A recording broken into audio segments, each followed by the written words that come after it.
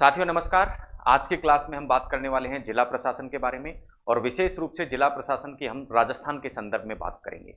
जिला प्रशासन की बात करने से पहले मैं आपको बता दूं कि भारत के संविधान में जो हमारी शासन व्यवस्था है उसका संघीय चरित्र निर्धारित किया गया था। संघीय चरित्र निर्धारित किया गया, इसका तात्पर्य क्या है कि भारत में जो शासन व्यवस्था चलेगी वो इस प्रकार से चलेगी कि केंद्र के स्तर पर तो केंद्र सरकार या राज्य सरकार कार्य करेगी, जबकि राज्यों के स्तर पर राज्य सरकारें कार्य करेंगी और केंद्र सरकार और राज्य सरकार दोनों ही अपनी शक्तियां संविधान से प्राप्त करेंगी। अर्थात संविधान में लिख दिया गया है कि राज्य की शक्तियां क्या होंगी और केंद्र सरकार की शक्तियां क्या होंगी।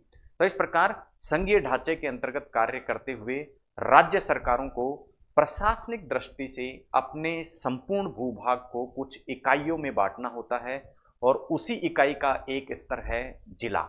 तो आज की क्लास में उसी जिला स्तर के प्रशासन की हम बात करने वाले हैं। तो आइए देखते हैं किस प्रकार से किसी राज्य को प्रशासनिक सुविधा की दृष्टि से कुछ इकाइयों में बांटा जाता है, कुछ भागों में बांटा जाता है। विशेष संदर्भ में हम बात कर रहे हैं राजस्थान की। तो राजस्थान की यदि हम बात करें तो राजस्थान में सबसे ऊपर प्रशासनिक दृष्टि से रहता है राज्य, और राज्य को फिर प्रशासनिक दृष्टि से संभागों में बांटा गया है। संभागों में बांटा गया है और संभाग से निचले स्तर पर कार्य करते हैं जिले। संभाग से नीचे का स्तर है प्रशासनिक दृष्टि से जिला, अर्थात कुछ जिले मिलकर संभाग बनाते हैं, एक संभाग बनाते हैं, फिर संभाग मिलकर क्या बनाते हैं, पूरे राज्य के भूभाग को बनाते हैं। जिला से नीचे की जो प्रशासनिक इकाई है वो है उपखंड, और उपखंड से नीचे की जो प्रशासनिक इकाई है वह है तहसील। इसी प्रकार तहसील से नीचे उप तहसील, और उप तहसील के अंतर्गत होते हैं ग्राम या गांवों का समूह। तो इस प्रकार से एक प्रशासनिक ढांचा नीचे से ऊपर की ओर यदि हम देखें तो ग्राम, उप तहसील, तहसील, उपखंड, जिला, संभाग और राज्य।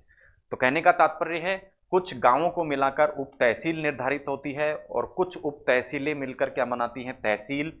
कुछ तहसीलें उपखंड में शामिल होती हैं और कुछ उपखंड एक जिले में शामिल होते हैं, एक जिले में शामिल होते हैं, और कुछ जिले संभाग बनाते हैं। इस प्रकार की व्यवस्था हमें प्रशासनिक दृष्टि से राजस्थान में देखने को मिलती है। संभाग की यदि हम बात करें, संभाग के स्तर की यदि हम बात करें तो संभागीय जो व्यवस्था है वो राजस्थान में 1949 से अपनाई गई थी। कब अपनाई गई थी? 1949 से अपनाई गई थी। 1949 में जब संभागीय व्यवस्था अपनाई गई तो राजस्थान में 5 संभाग थे। कितने संभाग थे? 5 संभाग थे। कौन कौन से? जयपुर, जोधपुर, उदयपुर। जयपुर, जोधपुर, जोधपुर, जोधपुर, तीसरा उदयपुर, उसके बाद कोटा, और नेक्स्ट था बीकानेर। ये 5 संभाग शुरुआत में जब राजस्थान में संभागीय व्यवस्था लागू हुई उस समय बनाए गए। लेकिन वर्ष 1962 में, वर्ष जो था 1962 का जो वर्ष था उसमें मोहनलाल सुखाड़िया ने इस संभागीय व्यवस्था को क्या कर दिया?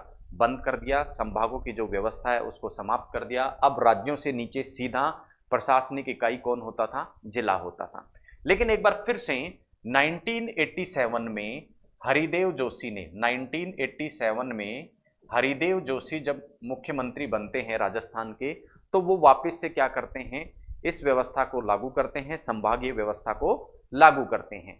1987 में जब संभागीय व्यवस्था पुनः लागू होती है तो एक और नया संभाग बनाया जाता है और वो संभाग होता है अजमेर। अजमेर संभाग को नए संभाग के रूप में बना दिया जाता है। इसके पश्चात संभाग की संख्या में वृद्धि की जाती है और 2005 में एक नया संभाग जो है 7वां संभाग भरतपुर के रूप में बना दिया जाता है, जो कि सबसे नवीन और सबसे छोटा संभाग भी राजस्थान का है। तो इस प्रकार से वर्तमान स्थिति को यदि हम देखते हैं तो वर्तमान में राजस्थान में 7 संभाग जो हैं उनको प्रशासनिक सुविधा की दृष्टि से पूरे राज्य को 7 संभागों में बांटा गया है। प्रत्येक संभाग में कुछ जिले शामिल होते हैं। तो ये है व्यवस्था संभाग के स्तर की। अब हाल में हमने देखा कि मुख्यमंत्री की बजट घोषणा के अनुसार संभागों की जो संख्या है उसको बढ़ाया गया है, लेकिन उसकी चर्चा एक अलग वीडियो में हम कर चुके हैं। चूंकि ऑफिशियल नोटिफिकेशन इस बारे में अभी जारी नहीं हुआ है तो वर्तमान में हम संभागों की संख्या कितनी मानकर चलेंगे? 7 ही संभागों की संख्या मानकर चलेंगे। अब ये जो संभाग का स्तर होता है, यहाँ पर प्रशासनिक दृष्टि से एक अधिकारी कार्य करता है, वो होता है संभागीय आयुक्त। संभागीय आयुक्त।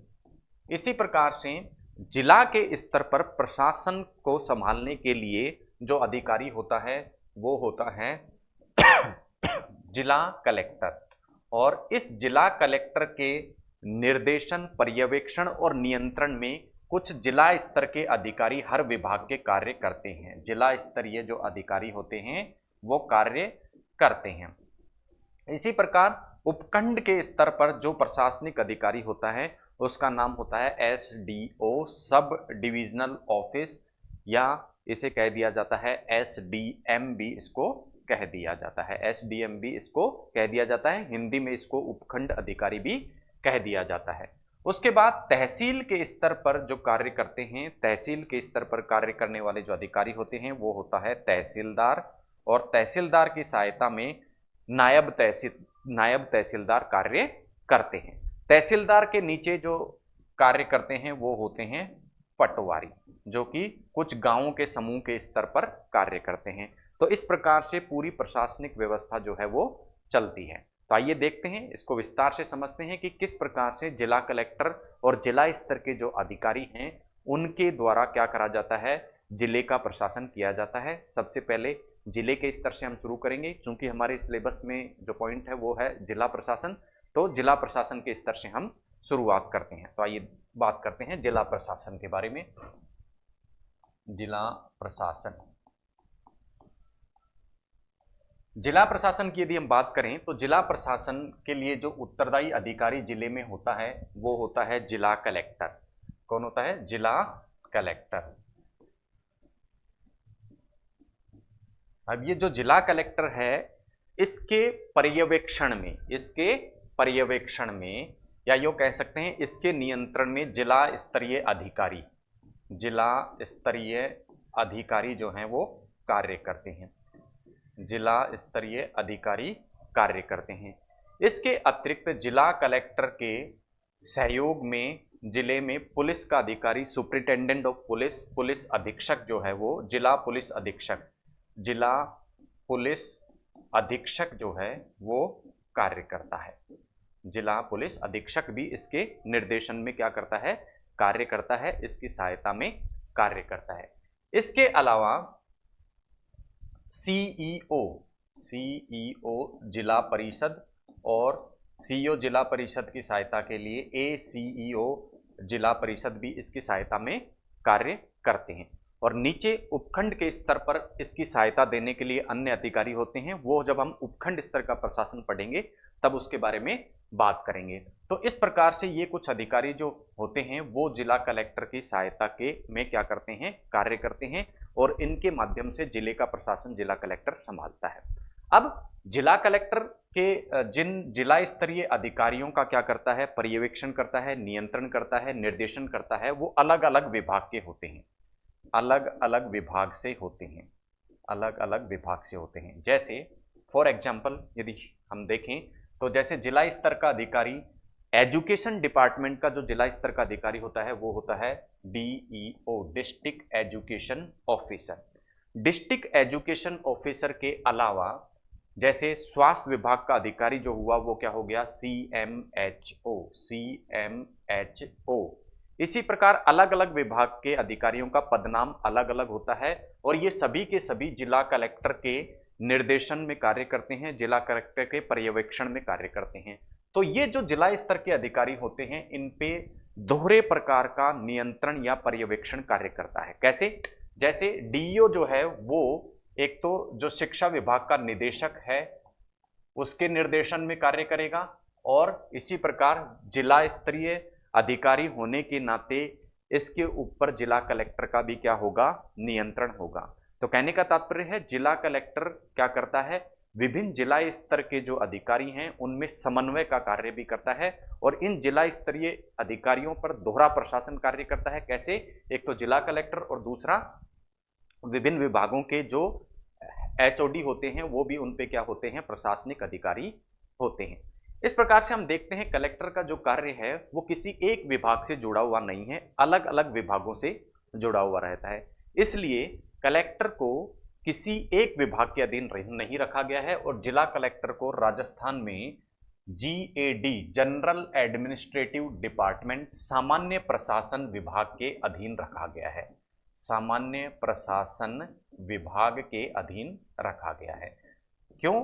क्योंकि ये बहुत सारे जो विभाग हैं उनमें समन्वय का कार्य करने वाला क्या है, एक अधिकारी होता है। तो किसी एक विभाग के अंतर्गत जिला कलेक्टर को नहीं रखा जाता है। तो ये बात हुई जिला कलेक्टर के बारे में, कुछ सामान्य जानकारी के बारे में। तो इतनी सारी चीज़ों को हम जब हमने देख लिया तो एक निष्कर्ष पर हम पहुंच सकते हैं कि जिला कलेक्टर का जो कार्य है वो एक डाइवर्सिटी वाला कार्य है, विविधताओं से परिपूर्ण कार्य है। क्योंकि जिला कलेक्टर को क्या करना होता है, जिला स्तर के जितने भी विभाग हैं, चाहे वो शिक्षा विभाग हो, स्वास्थ्य विभाग हो, सार्वजनिक निर्माण विभाग हो, सभी विभागों में न केवल समन्वय करना पड़ता है अपितु उनका नियंत्रण और पर्यवेक्षण भी करना होता है। इसी प्रकार के प्रश्न जो हैं वो कई बार आपके, यदि आप इंटरव्यू तक पहुंचते हैं, इंटरव्यू के चरण तक पहुंचते हैं किसी सिविल सेवा परीक्षा के, तो उसमें ये प्रश्न पूछे जाते हैं कि जब प्राथमिकता भरता है अभ्यर्थी तो उसमें आईएएस या एडमिनिस्ट्रेटिव सर्विसेज, अगर सिविल सेवा स्टेट की हो तो उसमें जो पीसीएस, जैसे यहाँ हमारे यहाँ आरएएस को पहली प्रेफरेंस के रूप में, पहली वरीयता के रूप में बढ़ता है। तो पूछा जाता है, जो प्रश्न पूछा जाता है साक्षात्कार में वो इसी प्रकार का पूछा जाता है कि पुलिस सर्विसेज, अकाउंट सर्विसेज आदि आदि सर्विसेज से ऊपर आपकी प्रेफरेंस जो है वो आरएएस क्यों है। तो उसका उत्तर भी आपको यहाँ से मिलता है कि आरएएस या आईएएस के रूप में यदि कोई अधिकारी कार्य करता है तो उसको जिला कलेक्टर के रूप में अपने शुरुआती पोस्टिंग में जब कार्य करने का मौका मिलता है तो उसको बहुत डाइवर्स कार्य करने होते हैं। तो इस डाइवर्सिटी के कारण ही जो अभ्यर्थी होते हैं उनकी पहली जो वरीयता होती है वो प्रशासनिक जो सेवा है वही होती है। तो ये बात हुई जिला कलेक्टर के कुछ संक्षिप्त परिचय की। अब इसके बाद हम बात करेंगे जिला कलेक्टर के कार्यों के बारे में। आइए देखते हैं क्या क्या कार्य जिला कलेक्टर द्वारा मुख्य रूप से किए जाते हैं। जिला कलेक्टर के कार्य। जिला कलेक्टर की भूमिका को जिला में जब हमने देखा तो हमने ये पाया था कि जिला कलेक्टर जो है वो विविधतापूर्ण कार्य करता है और बहुत सारे जो कार्य हैं जिले के स्तर के उनका जो संपन्न किया जाता है वो जिला कलेक्टर के द्वारा किया जाता है। इसीलिए जिला कलेक्टर के पद को बहुत महत्वपूर्ण मानते हुए एक विद्वान थे, कौन? रामासे मैकडोनाल्ड। रामासे मैकडोनाल्ड। रामासे मैकडोनाल्ड। रामासे मैकडोनाल्ड एक कथन कहते हैं, मैकडोनाल्ड एक कथन कहते हैं कि जिला कलेक्टर का जो पद है वो एक ऐसा कछुआ है, एक ऐसा कछुआ है जिस पर राज्य सरकार रूपी हाथी सवार है। राज्य सरकार रूपी हाथी सवार है। तो इस कथन के माध्यम से कलेक्टर के वर्कलोड को दर्शाने का प्रयास किया गया था कि किस प्रकार से जिला कलेक्टर जो है उसको एक कछुए की उपमा दी गई जिस पर राज्य सरकार रूपी हाथी सवार है, यानी बहुत सारे विविधतापूर्ण कार्य जिला कलेक्टर को करने होते हैं। इसी संदर्भ में इंडियन स्टैच्यूरी कमीशन, एक कमीशन था Indian statutory commission. Indian statutory commission ये कहता है कि लोगों की नज़र में जिला कलेक्टर ही क्या है? सरकार है। जिला कलेक्टर ही क्या है? सरकार है। जिला कलेक्टर ही सरकार है लोगों की नज़र में, बहुत सारे लोगों की नज़र में सरकार का तात्पर्य है जिला कलेक्टर। तो इन दोनों कथनों के माध्यम से आपको समझ आया होगा कि एक तो जिला कलेक्टर का कार्य बहुत चुनौतीपूर्ण है और दूसरा जो पद है वो बहुत महत्वपूर्ण है। क्यों? क्योंकि लोगों की नज़र में सरकार का मतलब है जिला कलेक्टर। ये कथन किसका था? इंडियन स्टैच्यूरी कमीशन का। तो इस प्रकार से स्पष्ट है कि जिला कलेक्टर के जो कार्य होंगे वो बहुत सारे होंगे और अलग अलग क्षेत्रों से संबंधित होंगे। तो आइए देखते हैं किस किस प्रकार के कार्य जिला कलेक्टर द्वारा किए जाते हैं। जिला कलेक्टर के कार्यों की यदि हम बात करें तो जिला कलेक्टर का जो पहला और महत्वपूर्ण कार्य है वो है राजस्व प्रबंधन का। किसका? राजस्व प्रबंधन। राजस्व प्रबंधन का कार्य जिला कलेक्टर द्वारा सबसे महत्वपूर्ण जो कार्य राजस्व प्रबंधन का किया जाता है। इसके अंतर्गत क्या क्या कार्य जिला कलेक्टर करता है उसको भी हम देखने वाले हैं। इसके अतिरिक्त जिला कलेक्टर जो कार्य करता है वो करता है कानून व्यवस्था बनाए रखने का। कानून व्यवस्था बनाए रखने का, ये महत्वपूर्ण कार्य भी करता है। इसके अतिरिक्त जिला कलेक्टर चुनावों से संबंधित कार्य भी करता है, चुनावों से संबंधित कुछ कार्य भी करता है। इसके अतिरिक्त यदि हम बात करें तो जिला कलेक्टर सांख्यिकी से संबंधित, सांख्यिकी की आंकड़े जुटाने से संबंधित कार्य भी करता है, सांख्यिक आंकड़े जुटाने से संबंधित कुछ कार्य भी करता है। इसके अलावा यदि हम बात करें तो जिला कलेक्टर के द्वारा खाद एवं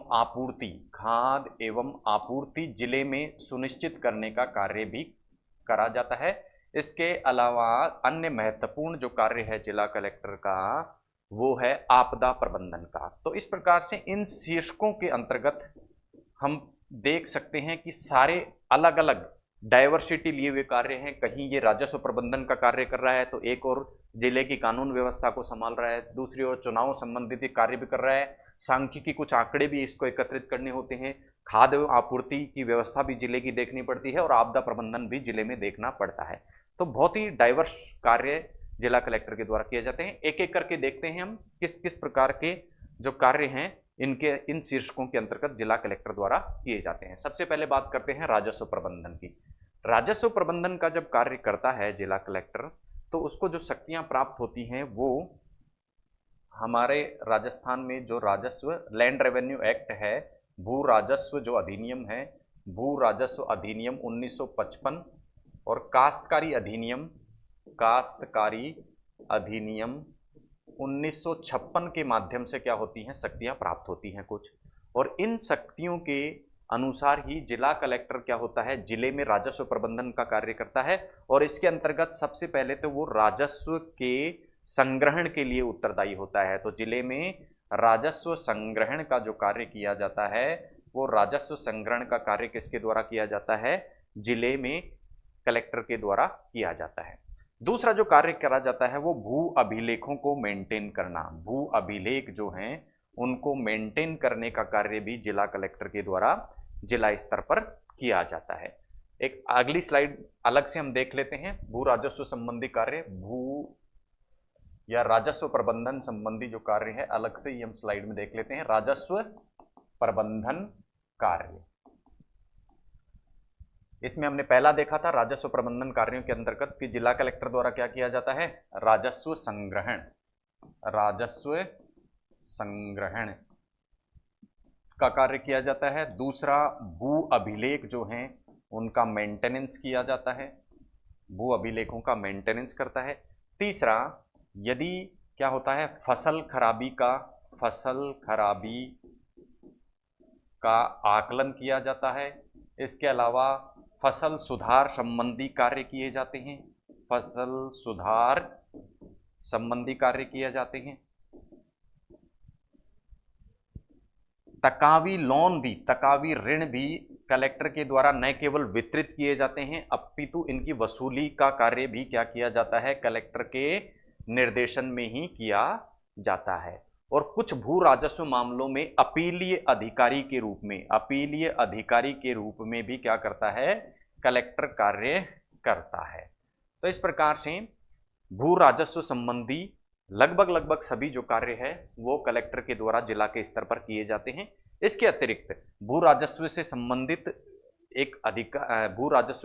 एक महत्वपूर्ण कड़ी पटवारी का जिले के अंतर्गत ट्रांसफर, पटवारी का जिले के अंतर्गत जो है स्थानांतरण करने की पावर भी किसके पास में होती है, कलेक्टर के पास में होती है। संभाग के स्तर पर यदि क्या करना हो, संभाग में कहीं पर क्या करना हो, ट्रांसफर करना हो पटवारी, तो उसकी पावर जो होती है वो संभागीय आयुक्त के पास होती है। और पूरे राजस्थान में यदि कहीं ट्रांसफर करना हो तो उसकी पावर राजस्व मंडल जो कि अजमेर में स्थित है उसके पास में होती है। तो इस प्रकार से राजस्व संबंधी कुछ महत्वपूर्ण कार्य कलेक्टर के द्वारा किए जाते हैं, जिनमें राजस्व संग्रहण, भू अभिलेखों को मेंटेन करना कि किस जगह कौन सी भूमि स्थित है, वो क्या होता है, भू अभिलेख। भू अभिलेखों के अंतर्गत ये पता रखा जाता है कि कौन सी भूमि किसके नाम है, कौन सी भूमि किसके नाम पर है। तो इसके अंतर्गत कलेक्टर चारागाह जो भूमि होती है उसके सीमांकन के लिए, इसी प्रकार अन्य जो नूजल भूमि होती है जो कि किसी के मालिकाना हक में नहीं होती है, उन सभी भूमियों का जो रिकॉर्ड मेंटेन करने का कार्य भू अभिलेख के अंतर्गत आता है। इसके लिए भी कलेक्टर जिले में उत्तरदायी होता है। फसल की यदि किसी प्रकार की खराबी हो जाती है किसी आपदा के कारण, तो उस नुकसान का जो आकलन करने का कार्य किया जाता है वो भी जिला कलेक्टर के द्वारा किया जाता है। फसल सुधार से संबंधित कोई योजनाएं लागू करनी होती है तो उसके लिए कलेक्टर क्या होता है, नोडल अधिकारी होता है। तकावी ऋण, संकट में जो समय होता है, संकट के समय तकावी प्रकार के ऋण बांटे जाते हैं, वो भी कलेक्टर के द्वारा ही किया जाता है। इसके अलावा राजस्व मामलों में ये अपीलीय अधिकारी होता है। पटवारी जो कि राजस्व मामलों से संबंधित एक अधिकारी है, उनको ट्रांसफर करने का पावर जिले के अंदर किसके पास में होता है, जिला कलेक्टर के पास होता है। तो ये तो हुए राजस्व प्रबंधन संबंधी जिला कलेक्टर के कुछ कार्य। नेक्स्ट हम बात करते हैं कानून व्यवस्था संबंधी कार्य। कानून व्यवस्था संबंधी कार्य, देखिए जिला कलेक्टर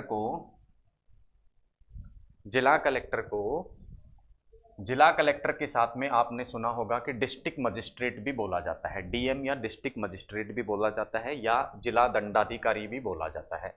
डिस्ट्रिक्ट मजिस्ट्रेट या जिला दंडाधिकारी भी बोला जाता है। जिला दंडाधिकारी बोलने का जो कारण है वो ये है कि जिले में कानून व्यवस्था को बनाए रखने का जो कार्य किया जाता है वो किसके द्वारा किया जाता है, जिला कलेक्टर के द्वारा ही किया जाता है। कैसे किया जाता है, जिले में पुलिस अधीक्षक के सहयोग से किया जाता है। पुलिस अधीक्षक के सहयोग से किया जाता है।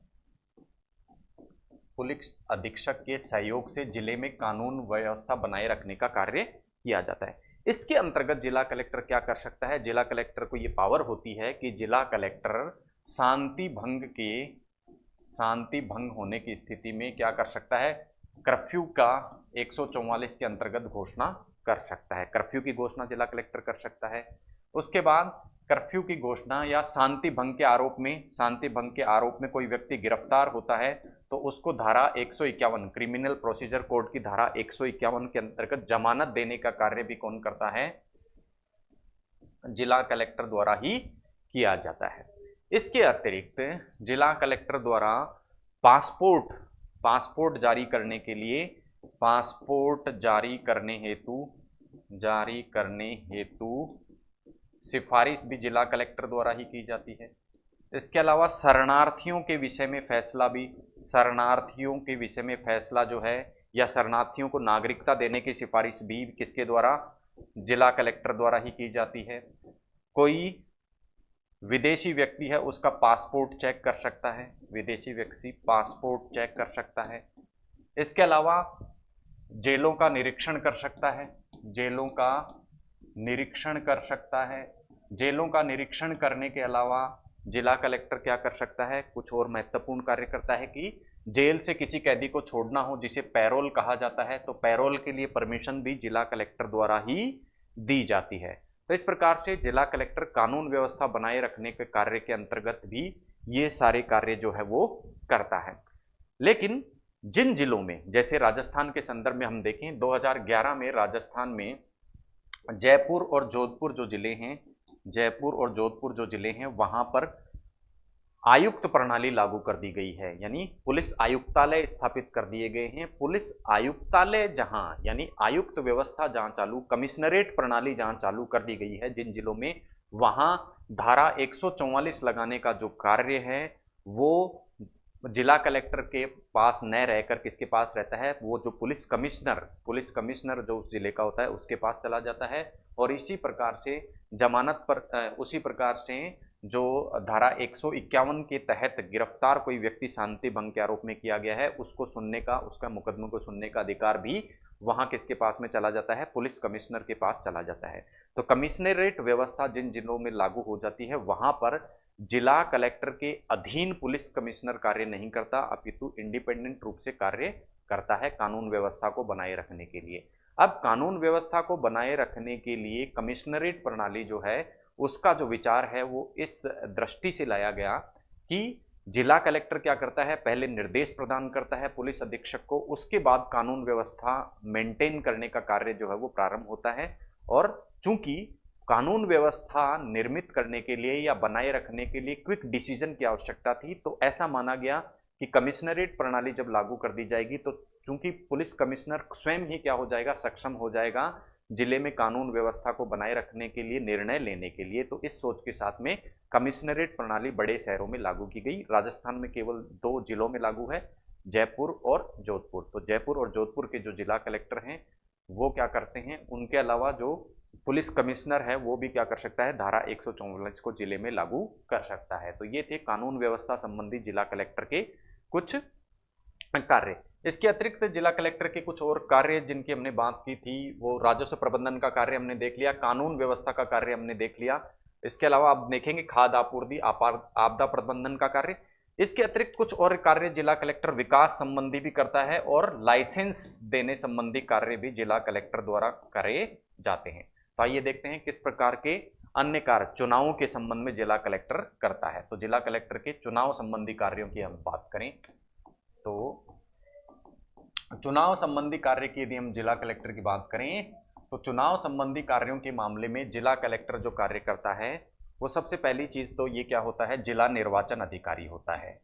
और जिला निर्वाचन अधिकारी होने के नाते, जिला निर्वाचन अधिकारी होने के नाते ये क्या करता है, निर्वाचक नामावली कार्य, निर्वाचक नामावली तैयार करने का, नामावली तैयार करने का कार्य करता है। साथ ही साथ जब चुनाव होते हैं तब आचार संहिता लागू करवाने का कार्य करता है, आचार संहिता लागू करवाने का कार्य करता है। इसके अतिरिक्त चुनावों में जो प्रेसिडिंग ऑफिसर होता है, पीठासीन अधिकारी की नियुक्ति जो की जाती है, वो पीठासीन अधिकारी की नियुक्ति भी किसके द्वारा की जाती है, जिला कलेक्टर के द्वारा की जाती है। तो इस प्रकार से चुनावों का महत्वपूर्ण कार्य भी जिला कलेक्टर के निर्देशन में किया जाता है। ये थे चुनावों संबंधी कार्य। नेक्स्ट यदि हम बात करें जिला कलेक्टर के कार्य तो वो हैं सांख्यिकी संबंधी कार्य, सांख्यिकी संबंधी कार्य। सांख्यिकी संबंधी कार्यों की यदि हम बात करें तो जिला कलेक्टर कुछ महत्वपूर्ण सांख्यिकी जो आंकड़े हैं उनको इकट्ठा करने में जिला स्तर पर नोडल अधिकारी होता है। तो ये जिला जनगणना अधिकारी होता है, यानी जनगणना जब अधिकारी होगी तो उसके लिए नोडल अधिकारी जो होगा वो जिला के स्तर पर जिला कलेक्टर होता है।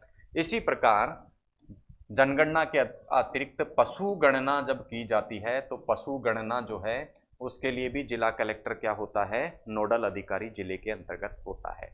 तो इस प्रकार से क्या होता है, कुछ सांख्यिकी संबंधी आंकड़े यदि जुटाने हो तो उसके संबंध में भी क्या होता है, जिला कलेक्टर सांख्यिकी संबंधी कुछ कार्य करते हुए जिला स्तर का नोडल अधिकारी होता है। इससे पहले हमने कानून व्यवस्था की जो चुनाव के इससे पहले कानून व्यवस्था की जो बात की थी उसमें एक अतिरिक्त कार्य भी जिला कलेक्टर द्वारा किया जाता है, वो है गुंडा एक्ट के तहत।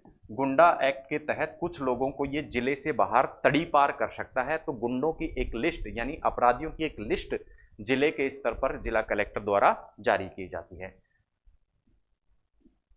सांख्यिकी संबंधी कार्य हमने देख लिए। अब हम देखते हैं खाद्य एवं आपूर्ति। खाद्य एवं आपूर्ति, खाद्य और आपूर्ति अधिकारी के नाते जिला नोडल अधिकारी के रूप में कार्य करते हुए जिला कलेक्टर पब्लिक डिस्ट्रीब्यूशन सिस्टम के अंतर्गत जो उचित मूल्य की दुकान है उन उचित मूल्यों की दुकान से राशन प्रत्येक व्यक्ति को, प्रत्येक लाभार्थी को पहुंचे, इसको सुनिश्चित करता है। और ये कार्य डिस्ट्रिक्ट सप्लाई ऑफिसर द्वारा जिला कलेक्टर के निर्देशन में किया जाता है। चूंकि जिला स्तर के जो अन्य अधिकारी हैं वो कलेक्टर के निर्देशन में कार्य करते हैं तो डीएसओ के माध्यम से जिला कलेक्टर खाद्य और आपूर्ति की जो व्यवस्था है उसको सुनिश्चित करता है जिले के अंतर्गत। इसके अलावा आपदा प्रबंधन, जैसा मैंने आपको बताया, आपदा प्रबंधन का कार्य भी जिला कलेक्टर द्वारा किया जाता है। और आपदा प्रबंधन का कार्य करते हुए जिला कलेक्टर किसी भी प्राकृतिक आपदा, चाहे भूकंप हो चाहे बाढ़ हो, उस स्थिति में जो जिला आपदा प्रबंधन अधिकारी के रूप में कार्य करता है। और पुनर्वास, इसके अंतर्गत जो भी प्राकृतिक आपदा आई है उससे जो भी पीड़ित व्यक्ति है, प्रभावित व्यक्ति हैं, उनके पुनर्वास का कार्य ये देखता है। उनकी भोजन व्यवस्था का ये कार्य देखता है कि उनको प्रॉपर रूप से भोजन व्यवस्था उनके लिए हो। इस प्रकार के कुछ कार्य पुनर्वास, उनके बचाव और उनकी भोजन व्यवस्था संबंधी कार्यों को ये प्राकृतिक आपदा में देखते हुए क्या करता है, आपदा प्रबंधन अधिकारी के रूप में भी जिला के स्तर पर कार्य करता है। इन सब कार्यों के अलावा जिला कलेक्टर द्वारा क्या किया जाता है, विकास संबंधी कुछ कार्य भी किए जाते हैं और लाइसेंस देने संबंधी कुछ कार्य भी किए जाते हैं। पहले देखते हैं लाइसेंस प्रदान करने संबंधी कार्य। तो जिला कलेक्टर जिले के सीमा के भीतर क्या करता है, पटाखों का कोई लाइसेंस यदि किसी को लेना हो, पटाखा लाइसेंस, इसी प्रकार पेट्रोल पंप का लाइसेंस यदि किसी व्यक्ति को लेना हो तो पेट्रोल पंप का लाइसेंस भी किसके द्वारा, जिला कलेक्टर द्वारा जारी किया जाता है। इसके अलावा आर्म्स एक्ट के तहत हथियारों का जो लाइसेंस है वो भी जिला कलेक्टर के द्वारा क्या करा जाता है, जारी किया जाता है। तो इस प्रकार लाइसेंस प्रदान करने संबंधी कुछ कार्य भी जिला कलेक्टर के माध्यम से किए जाते हैं। पटाखों का लाइसेंस, पेट्रोल पंप का लाइसेंस, आर्म्स एक्ट के तहत हथियार लाइसेंस। इसके अलावा फैक्ट्री एक्ट के तहत भी जिला कलेक्टर को कुछ शक्तियां प्राप्त होती हैं, जिसके अंतर्गत जिला कलेक्टर क्या कर सकता है, कुछ फैक्ट्रियों का अवलोकन कर सकता है वहां पे श्रमिकों की दशा के लिए। ये हुई लाइसेंस प्रदान करने संबंधी कुछ कार्य। इसके अलावा जिला कलेक्टर कार्य करता है विकास संबंधी कार्य, डेवलपमेंटल वर्क इनको क्या कहते हैं, कहा जाता है। विकास संबंधी कार्यों को करते हुए जिला कलेक्टर डीआरडीए के अध्यक्ष के रूप में कार्य करता है। डीआरडीए का तात्पर्य है district rural development agency. District rural development agency क्या होती है, ग्रामीण विकास को सुनिश्चित करने वाली एक प्राधिकरण होता है, और इसका ये जो जिला कलेक्टर होता है वो क्या होता है, पदेन अध्यक्ष होता है। और डीआरडीए की योजनाओं का क्रियान्वयन जिला परिषद के सीईओ और एसीईओ के माध्यम से जिला कलेक्टर द्वारा किया जाता है। उसके अतिरिक्त जिला आयोजना समिति का जो सदस्य है वो भी जिला कलेक्टर होता है। जिला आयोजना समिति में पदेन सदस्य के रूप में भी जिला कलेक्टर शामिल होता है। जिला आयोजना समिति जिले के स्तर पर विकासात्मक कार्यों की योजना निर्धारित करने का कार्य करती है, जिसका अध्यक्ष जिला प्रमुख होता है, और जिला प्रमुख की अध्यक्षता में सदस्य के रूप में शामिल होते हुए जिला आयोजना समिति में कलेक्टर विकासात्मक कार्यों को अंजाम देता है। इसके अतिरिक्त जिले में शिक्षा, स्वास्थ्य और अन्य जितनी भी बेसिक सुविधाएं होती हैं सरकार के स्तर से प्रदान की जाने वाली, उन सभी को नागरिकों तक पहुंच जो है सुनिश्चित कराने के लिए विकास अधिकारी या विकास के लिए नोडल अधिकारी जो है, विकास योजनाओं को क्रियान्वयन करने के लिए नोडल अधिकारी के रूप में जिला स्तर पर जिला कलेक्टर कार्य करता है। तो इस प्रकार हम देखते हैं कि जिला कलेक्टर के जो कार्य हैं वो बड़े ही डाइवर्स प्रकार के हैं, और विभिन्न विभागों के अधिकारी जिला कलेक्टर के अधीन कार्य करते हुए इन सभी कार्यों को क्या करते हैं, अंजाम देते हैं। ये थे जिला कलेक्टर के कुछ महत्वपूर्ण कार्य। अब हमने देखा था कि जिला कलेक्टर से नीचे उपखंड स्तर पर कौन कार्य करता है, उपखंड अधिकारी।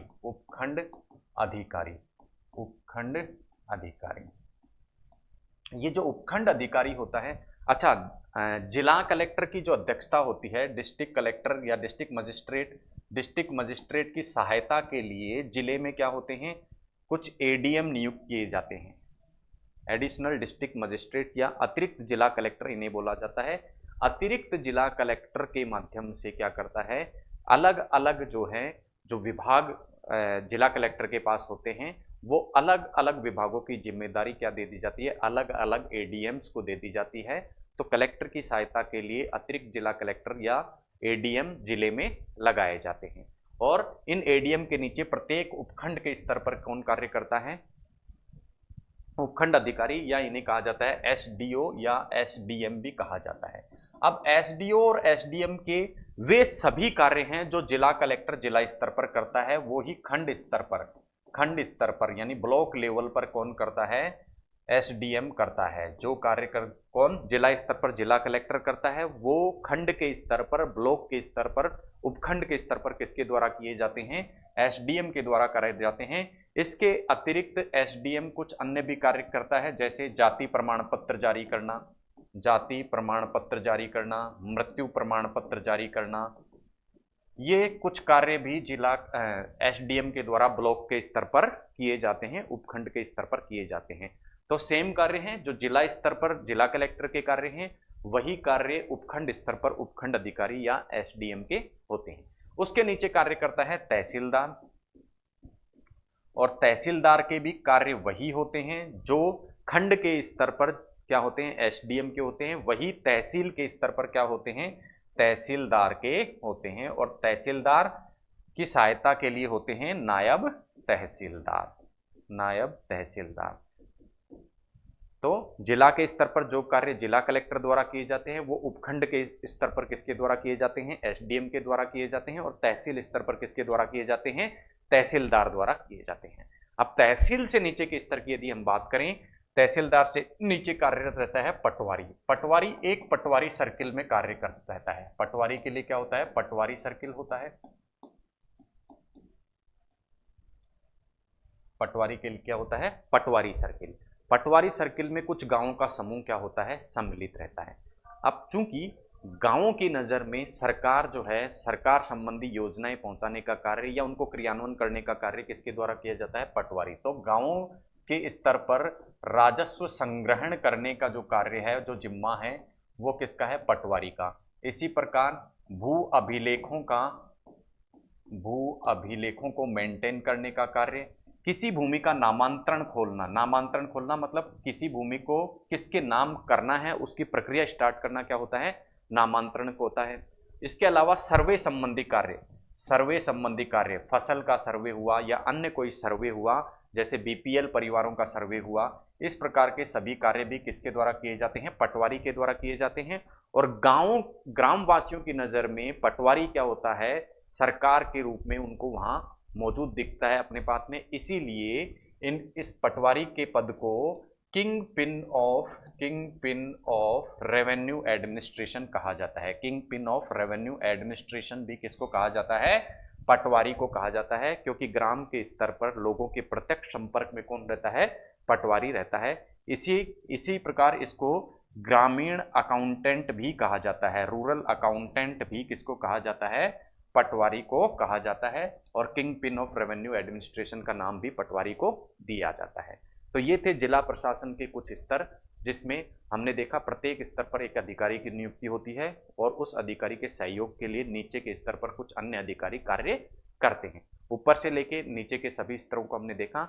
अब हम बात करते हैं कि इन स्तरों पर नियुक्ति और स्थानांतरण की प्रक्रिया किस प्रकार की होती है। जैसे हम यदि जिला कलेक्टर की बात करें तो जिला कलेक्टर के पद पर प्राय जो नियुक्ति की जाती है वो आईएएस की जाती है।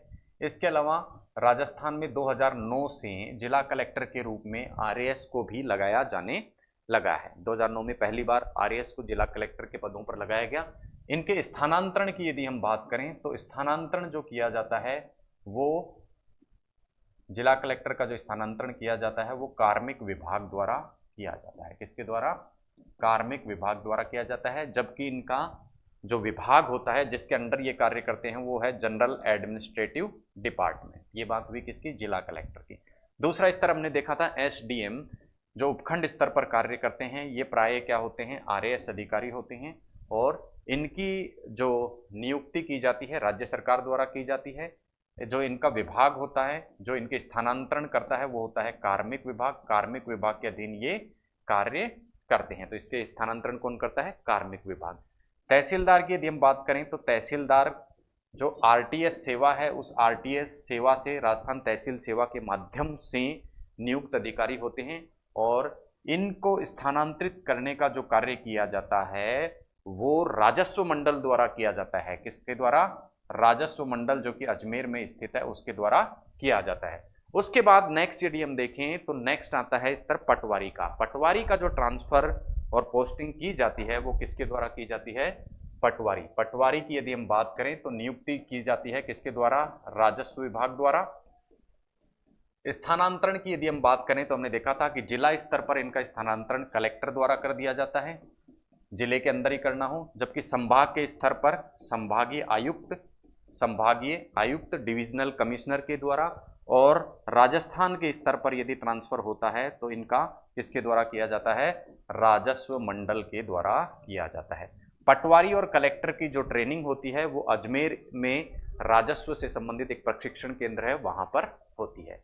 तो ये था पूरे जिला प्रशासन का एक खाका, जिसमें हमने देखा कि जिला कलेक्टर से लेकर पटवारी तक के स्तर के जो अधिकारी होते हैं वो विभिन्न प्रकार के डाइवर्स कार्यों को करते हुए जिला प्रशासन को संभालते हैं। तो इसी के साथ आज की जो हमारी क्लास है समाप्त होती है। मिलते हैं अगली क्लास में एक नए टॉपिक के साथ में। तब तक के लिए धन्यवाद। जय हिंद।